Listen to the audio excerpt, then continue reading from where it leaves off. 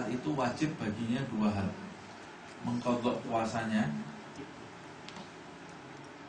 dan membayar fidyah setiap harinya satu rauqah. Tapi kalau dia khawatir terhadap dirinya, wanita hamil ini, saya kalau puasa enggak kuat ini, saya hamil atau saya menyusui disuruh puasa, saya enggak kuat. Ini berarti khawatir terhadap dirinya. Kalau dia khawatir terhadap dirinya atau terhadap dirinya dan bayinya, jadi ada unsur dirinya ini ya, tidak wajib fidyah, hanya wajib qadha. Jadi yang wajib fidyah kalau wanita itu khawatir terhadap bayinya faqat saja. Ini yang perlu dicermati ya. Wa alladzina yutiqunahu fidyatun ta'amu miskin faman tatawwa'a khairan fa huwa khairul lahu wa an tasumu khairul lakum in kuntum ta'lamun. Barang siapa yang dengan kerelaan hati mengerjakan kebajikan, maka itulah yang lebih baik baginya, dan berpuasa lebih baik bagimu jika kamu mengetahui. Ini kaitannya dengan sahabat yang boleh memilih tadi ya. Kita lanjutkan. Ayat selanjutnya, Syahrul Ramadan alladzi unzila fihi al-Qur'an hudan lin-nasi wa bayyinatin minal huda wal furqan. Syahrul Ramadan. Saya kira satu-satunya bulan yang disebut namanya di dalam Al-Quran cuma Ramadan. Lainnya tidak ada ya. Muharram, Safar, Jumadil Awal, Rabiul Awal, Rabiul Tsani, Jumadil Awal, tidak ada. Rajab, Sa'ban, ada enggak? Tidak ada. Satu-satunya bulan yang disebut di dalam Quran. Satu-satunya hari yang disebut di dalam Al-Quran hari apa? Jumat. Hari Jumat sama Sabtu. Hari Sabtu disebut ya, Yaumul Sabti. Hari Sabtu disebut, harinya orang Yahudi. Kalau hari Jumat harinya orang Islam. Dan dia Salati yaumil Jumu'ati fas'au ila dzikrillah.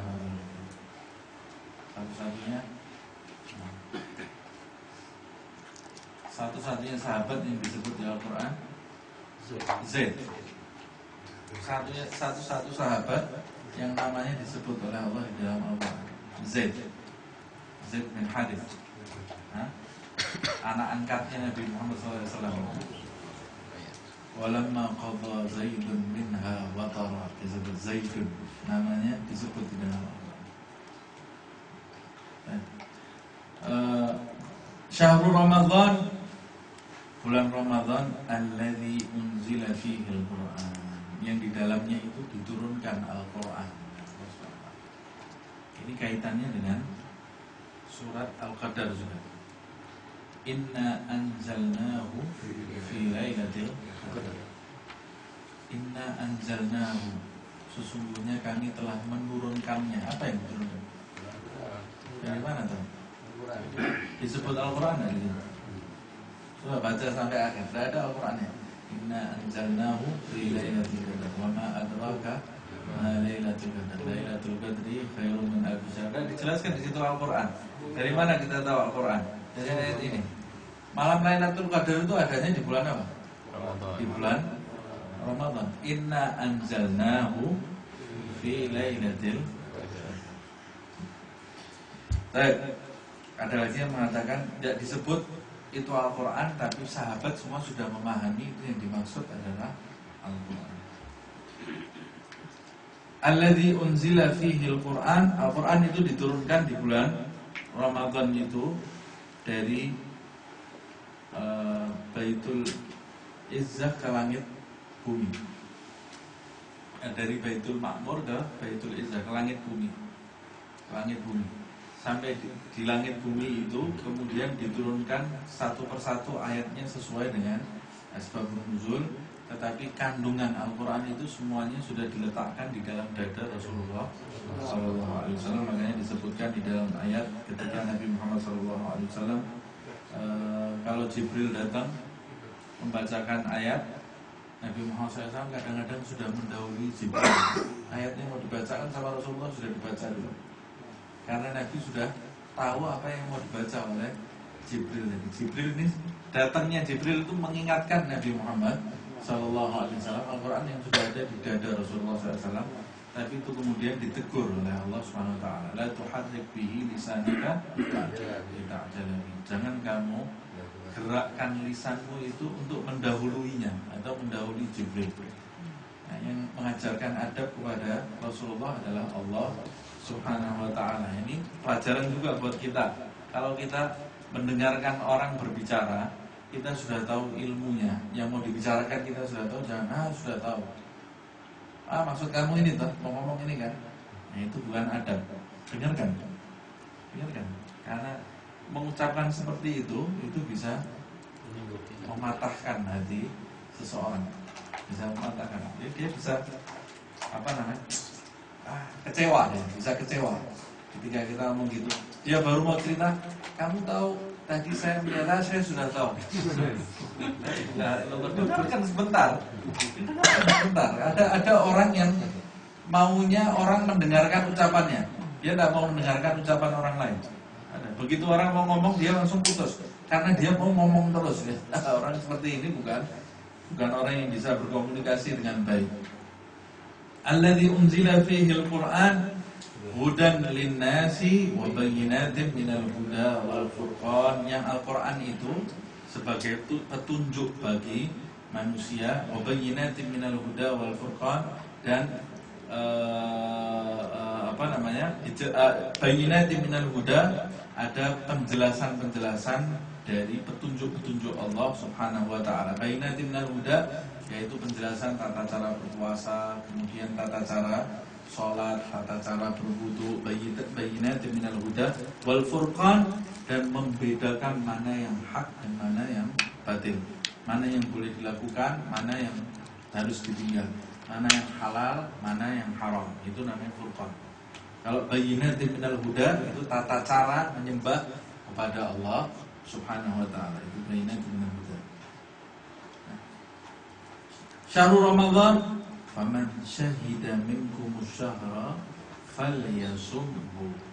Barang siapa yang menyaksikan bulan itu, falyasumhu, maka hendaklah atau wajib bagi dia itu berpuasa. Nah, faman syahida, barang siapa yang menyaksikan ini, tentu saja para ulama 4 mazhab semuanya mewajibkan menyaksikan ini dengan melihat, bukan dengan hisab. 4 mazhab ulama, tidak ada satupun yang membolehkan hisab. Tidak ada satupun. Nah, hisab ini dibolehkan sama ulama sekarang ini, zaman sekarang. Wallahu a'lam disebut ulama atau bukan. Nah, di antara dasarnya bahwa agama itu tidak bisa didirikan di atas dugaan. Kalau kita berpuasa ini, menyaksikan bulan Ramadannya ini dengan dugaan, kalau dengan dugaan, maka kita membangun puasa kita ini di atas dugaan, padahal agama itu tidak membangun ibadah di atas dugaan. Perkiraan, hisab itu adalah perkiraan. Perkiraan itu adalah dugaan. Dugaan itu pasti ada kemungkinan salah. Tapi kalau dilihat langsung dengan mata kepala, itu pasti benarnya, Makanya ulama Ahlus Sunnah wal Jamaah mewajibkan ru'yah di dalam menyaksikan Ramadan, yaitu menyaksikan hilal Ramadan ini. Hilal Ramadan ini tidak bisa dihisab karena bulan itu berbeda dengan matahari. Kalau matahari bisa dihisab, kalau dihisab matahari itu pasti tepat, sebab di dalam Al-Quran disebutkan wal qamara qaddarnahu manazila wasyamsu tajri li mustaqarrin laha. Matahari ini kata Allah berotasi, diam di tempat, tajri li mustaqarrin laha, tidak kemana-mana. Matahari itu ya sudah di situ. Terus planet lain yang mengitari mataharinya tidak kemana-mana. Jadi bisa dihisap.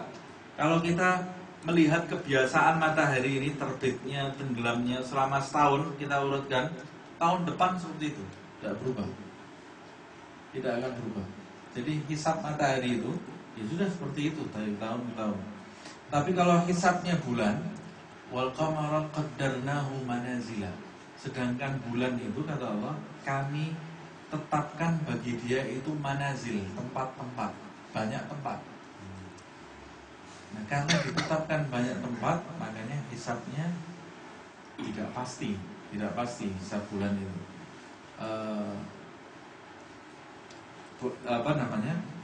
Hari pertama keluarnya di sini, di tempat ini. Hari kedua di tempat ini, hari ketiga sampai bulan purnama 15, kemudian 16 kembali lagi mengecil. Nah, hilal itu keluar sebentar setelah tenggelam matahari di bulan pertama. Tipis sekali. Begitu tenggelam matahari, keluar hilal, langsung hilang lagi. Sebentar, keluar, hilang. Bisanya dilihat dari atas gunung atau di pesisir pantai. Sunnahnya dianjurkan yang melihat 3 orang. Sebab kalau 1 orang juga masih ada kemungkinan salah, seperti yang pernah saya ceritakan di tahun-tahun yang lalu. Utusan Sayyidina Umar Ibn Khattab untuk melihat hilal, 3 orang, yang 2 tidak lihat, yang 1 lihat. Saya lihat hilal, yang 2 tidak lihat. Loh, sampai sekarang saya lihat. Loh, ini mulai salah ini, karena hilal itu cepat. Sekarang ini kamu masih lihat? Ya, saya masih lihat. Yang 2 orang tidak ada yang lihat. Yang 1 didekati matanya. Oh, ternyata bulu matanya ada yang rontok 1, nempel di bulu mata yang lain, bentuknya melengkung seperti hilal. Nah, ini hilal yang kamu lihat tadi kan? Bulu matanya rontok di sini, nempel di sini. Makanya manusia kalau 1 masih ada kemungkinan salah. Nah, kemudian kalau dari pemerintah mengatakan ru'yatul hilal, ikuti pemerintah, lebih pasti. Atau kalau kita melihat sendiri hilal itu wajib bagi kita, bagi yang lain belum tentu wajib. Faman syahida minkum asyhara falyasumhu wa man kana maridan aw ala safarin fa iddatun min ayyamin. Diulangi lagi oleh Allah Subhanahu wa taala supaya jangan timbul, sebab ayat ini kan diperbarui. Ayat yang pertama, wa alladzina yutiqunahu fidyatun ta'amun miskin. Ayat ini diperbarui, ini tidak ada ikhtiar lagi. Faman syahida minkum asyhara falyasumhu. Barang siapa yang melihat bulan Ramadan itu, maka wajib baginya berpuasa. Jangan-jangan orang yang mendengar ayat ini kemudian timbul, oh berarti kita sudah tidak ada pilihan lagi. Kemudian rukhsahnya yang di atas juga dihapus oleh Allah Subhanahu wa ta'ala. Kalau kita sakit, kita dalam keadaan safar, kita tetap harus berpuasa. Jangan-jangan sampai rukhsahnya juga dihapus oleh Allah. Makanya diulangi lagi sama Allah SWT. Tapi faman kana minkum maridan aw ala safarin fa iddatun min ayyamin ukhra. Tapi tetap, jadi siapa yang lihat bulan Ramadan wajib puasa, tidak boleh pilih lagi kayak dulu. Tapi bagi yang sakit dan dalam keadaan perjalanan tetap boleh berbuka, kata Allah Subhanahu wa taala. Fa iddatun min ayyamin ukhra, kemudian diganti di hari yang lain. Yuridullahu bikumul yusra wala yuridu bikumul usra. Sesungguhnya Allah itu menghendaki kemudahan bagi kalian dan tidak menghendaki kesulitan. Kalau sama Allah tidak boleh diganti kan susah loh kita. Gimana ini puasa, yang tidak bisa puasa tidak boleh ganti di hari yang lain. Ya susah, tapi Allah memberi kemudahan, diberi kemudahan. Misalnya yang tidak bisa, tidak puasa dulu, nanti diganti di hari yang lain. Walitukmilul iddah, dan agar supaya puasa kamu itu sempurna, makanya boleh diqadha nantinya supaya sempurna sebulan. Kalau tidak boleh diqadha, puasanya tidak ada yang bisa sempurna, apalagi kaum wanita. Tidak mungkin bisa sempurna kalau dia kedatangan haid atau menstruasi. Pada saat itu dia tidak bisa menyempurnakan puasanya, tapi Allah memberi kemudahan, bisa diqadha. Walitukmilul iddah, jadi Allah memberi kemudahan. Itu ada 3 hal. Yang pertama, Allah menghendaki kemudahan bagi umat Muhammad SAW. Yang kedua, walitukmilul iddah, agar sempurna puasa kita. Yang ketiga, walitukabbirullaha ala ma hadakum, agar kamu membesarkan, mengagungkan Allah Subhanahu wa ta'ala atas hidayah yang disampaikan oleh Allah kepada kalian. Yang keempat, wala'allakum tashkurun, dan agar kamu termasuk orang-orang yang bersyukur kepada Allah Subhanahu wa ta'ala karena kamu sekalian diberi jalan petunjuk yang sangat gamblang oleh Allah Subhanahu wa ta'ala. Ada yang menafsirkan walitukabbirullah, agar kamu membesarkan Allah di hari Id. Allahu Akbar, Allahu Akbar, setelah sempurna puasanya. Kemudian ayat selanjutnya, wa idza sa'alaka ibadi anni fa inni qarib ujibu da'watad da'i idza da'ani falyastajibu li wal yu'minu bi la'allahum yarshudun. Tidak akan saya bahas. Ini kaitannya dengan doa, ada kaitannya dengan puasa.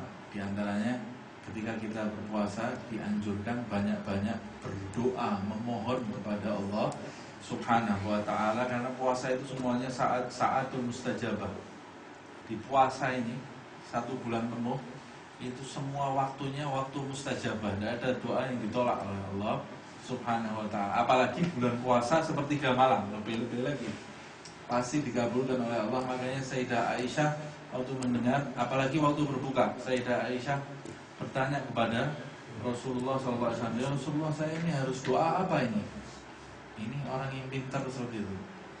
Kalau kita dikasih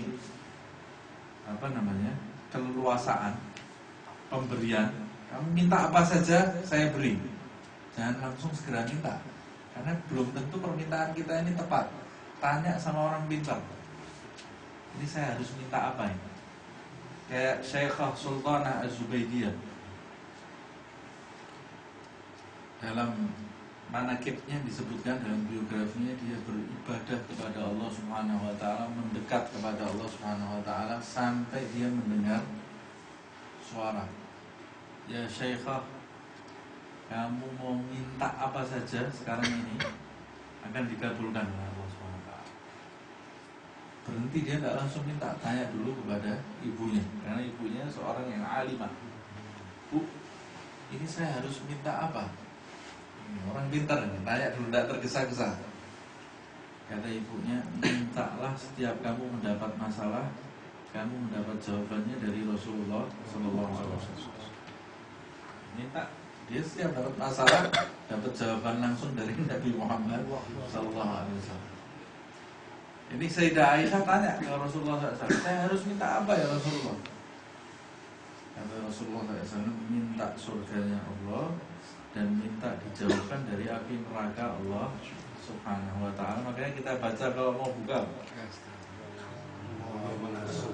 As'alukal jannata wa na'udzubika minan nar. As'alukal jannata wa na'udzubika minan nar. Asyhadu an la ilaha illallah astaghfirullah. As'alukal jannata wa na'udzubika minan nar. Ini paling nikmat, ini paling besar. Masuk surga jauh dari api neraka. Ada orang masuk surga transit dulu di neraka. Nauzubillah min dzalik. Ini masuk surga yang tanpa api neraka. Ini dalam bulan puasa nanti kita banyak-banyak doa itu. Kemudian diantaranya doa secara bahasa itu sholat. Sholat secara bahasa yaitu doa, banyak-banyak sholat. Diantaranya sholat tarawih.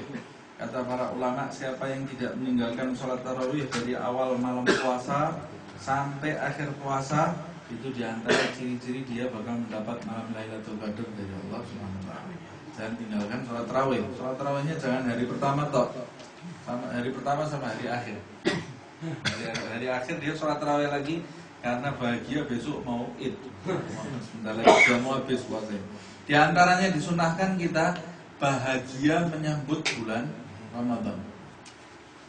Besarkan hati kita, lapangkan hati kita, karena bulan Ramadan ini banyak orang yang dilantik menjadi kekasih Allah.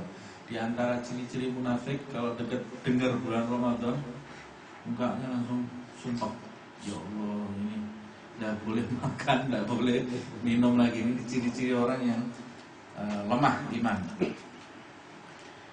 Ayat yang terakhir,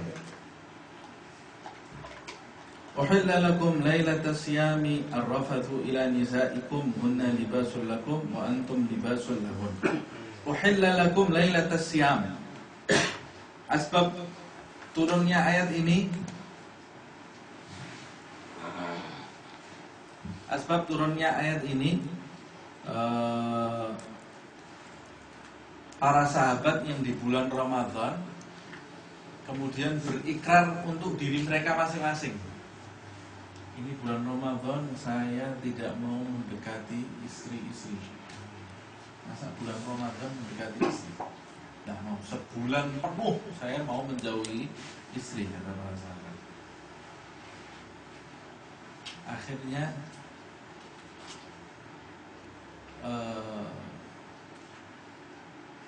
setelah berikrar, pada malam hari mereka melanggar janji mereka masing-masing. Sudah kodratnya manusia ini, melanggar janji mereka masing-masing. La ilaha illallah. Akhirnya mereka menyesal, kita sudah melanggar. Bangun pagi, sholat subuh bersama Rasulullah SAW. Setelah sholat subuh, yang pertama angkat tangan Sayyidina Umar bin Khattab. Ya Rasulullah, saya melanggar janji saya sendiri. Saya tadi malam mendekati istri saya, padahal saya sudah berjanji bulan Ramadan ini saya tidak mau mendekati istri sebulan penuh, siang dan malam. Tapi saya langgar tadi malam. Habis Sayyidina Umar bicara, sahabat yang lain, saya juga ya Rasulullah, saya juga ya Rasulullah. Jadi ternyata banyak yang melanggar janji. Yang berani bicara Sayyidina Umar bin Khattab. Nah, habis itu turun ayat ini, uhilla lakum lailatas siyam arrafatu ila nisaikum. Dihalalkan bagi kalian itu lailatas siyam, malam-malam puasa. Berarti siangnya enggak, malamnya toh. Malam-malam puasa dihalalkan bagi kalian itu arrafatu ila nisaikum, bercampur dengan wanita-wanita kalian. Artinya mendekati istri-istri kalian malamnya. Hunna libasul lakum wa antum libasul lahum. Mereka itu pakaian kalian dan kalian itu pakaian mereka. Ini kiasan bahwa suami istri itu harus saling satu sama lain, saling melengkapi dan menutup aurat yang satu dengan yang lain, dan menjaga dari hal-hal yang tidak baik. Itu fungsinya pakaian. Kemudian Allah menyebutkan, alimallahu annakum kuntum takhtanuna anfusakum fataba alaikum wa afa ankum. Allah ini sudah tahu bahwa kalian itu nanti akan melanggar janji kalian sendiri.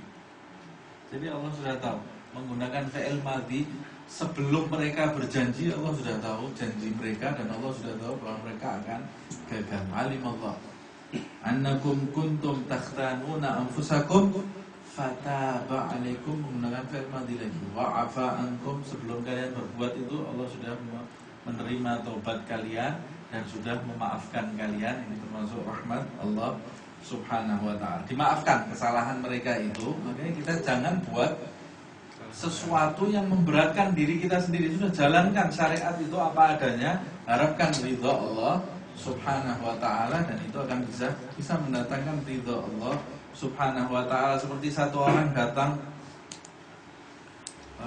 satu orang waliullah datang ke kotanya Habib Abdullah bin Husain bin Tahir, ya? Abdullah bin Husain bin Tahir. Ibunya orang besar, ibunya Abdullah bin Husain bin Tahir. Masilah, di Masilah. Ada wahad datang, kalau tidak salah min al-Habsyi, datang, terkenal ini Habib ini dengan mujahadahnya. Mujahadahnya luar biasa. Jadi waktu datang yang nyambut orang satu kota Masilah ini menyambut Habib ini. Mujahadahnya terkenal, dia sudah belasan tahun tidak menyentuh air es. Padahal kalau kita pergi di sana, kalau tidak minum air es itu sama dengan tidak minum ya. Minum itu harus air es di sana. Kalau kita minumnya air biasa, kayaknya kita nggak minum. Kayaknya kita nggak minum. Ini belasan tahun dia tidak menyentuh air es. Habib Abdullah bin Husain bin Tahir masih kecil, datang ke ibunya. Dia bilang ke ibunya, ya ummah, wahai ibu, saya mau ketemu Habib itu si fulan yang datang dari luar kota, itu dia terkenal mujahadahnya luar biasa. Apa mujahadahnya kata ibunya? Belasan tahun dia tidak nyentuh air es. Kata ibunya, bilang ke Habib itu, ibuku pesan agar Habib ini minum air es. Kenapa dia melarang dirinya dari hal-hal yang dimubahkan oleh Allah Subhanahu wa ta'ala? Kata Habib Abdullah, ini orang besar ini, sampaikan. Dia takut kalau ibunya ngomong dia tidak mungkin nggak melakukan. Terus nanti saya ngomong apa? Bilang katanya ibu. Kata ibunya, la ilaha illallah. Akhirnya dia jalan ke Abdullah ini sampai ketemu ini waliullah ini. Dia duduk ini, gimana ngomong nih sama orang besar, dia masih anak kecil, dihormati sama orang-orang. Kata dia, ya Habib, saya ini cuma nyampaikan pendapat ibu saya. Kata dia, kata ibu saya, lebih baik kamu minum air es. Ada apa kamu menahan diri dari hal-hal yang dimubahkan oleh Allah? Lebih baik minum air es, tahan diri dari hal-hal yang tidak dilakukan Nabi. Nabi juga minum air es kok. Kata dia, sadaqat ummak. Ibu kamu itu betul. Ambilkan air es, katanya dia. Dia ambil air es, diminum sama Habib ini di depannya Habib Abdullah bin Husain bin Tahir. Nah, kalau mau mujahadah menundukkan hawa nafsu, jangan hukum dikali 4 hari. Tidak ada gunanya. Rendem dikali 4 hari. Biar dapat keris A, keris la ilaha illallah. Sudah ikuti saja sunnahnya Rasulullah SAW. Bangun di malam hari sepertiga malam akhir, bangun baca doa, baca Al-Quran, ikat nafsu kita ini dengan sunnahnya Rasulullah SAW, maka kita akan mencapai kedudukan yang luar biasa di sisi Allah Subhanahu wa ta'ala. Jangan haramkan hal-hal yang dihalalkan oleh Allah Subhanahu wa ta'ala. Ini seperti sahabat ini, sahabat Rasulullah SAW. Fal'ana bashiruhunna. Sekarang ini campurilah istri-istri kamu. Dihalalkan bagi kamu ini mendekati istri-istri kamu, tapi jangan dengan hawa nafsu. Bashiruhunna wabtahu ma kataballahu lakum. Jangan dilandasi murni karena niatnya hawa nafsu, tapi carilah pahala keridhaan dari Allah Subhanahu wa ta'ala melalui hal itu. Bagaimana mendekati istri dapat pahala? Kan orang mendekati istri melampiaskan hawa nafsunya, maka dia mendapat pahala. Ada satu sahabat tanya ke Rasulullah, ya Rasulullah, apakah kita mendekati pasangan kita melampiaskan hawa nafsunya kemudian kita mendapat pahala? Kata Rasulullah SAW, kalau kamu melampiaskannya dengan cara yang diharamkan dapat dosa. Dapat ya Rasulullah. Kalau dengan cara yang dihalalkan dapat pahala. Kemudian wa kulu washrabu. Jadi bashiruhunna semuanya di malam hari. Di malam hari boleh mendekati istri, wa kulu washrabu, dan juga boleh makan, boleh minum. Wa kulu washrabu hatta yatabayyana lakumul khaytul abyad minal khaytil aswad minal fajri. Makan dan minumlah di malam hari itu sampai jelas bagi kalian itu benang putih dari benang hitam dari waktu fajar. Maksudnya terbit fajar shadiq. Terbit fajar shadiq. Bukan seperti yang dilakukan sahabat, taruh benang putih, benang hitam, ditunggu sama dia kelihatan enggak ini benang hitam sama benang putihnya, enggak, bukan itu. Tapi setelah terbit fajar shadiq. Jadi boleh makan, boleh minum, boleh mendekati istri sampai terbit fajar shadiq. Ketika terbit fajar shadiq itu stop. Jangan makan, jangan minum, jangan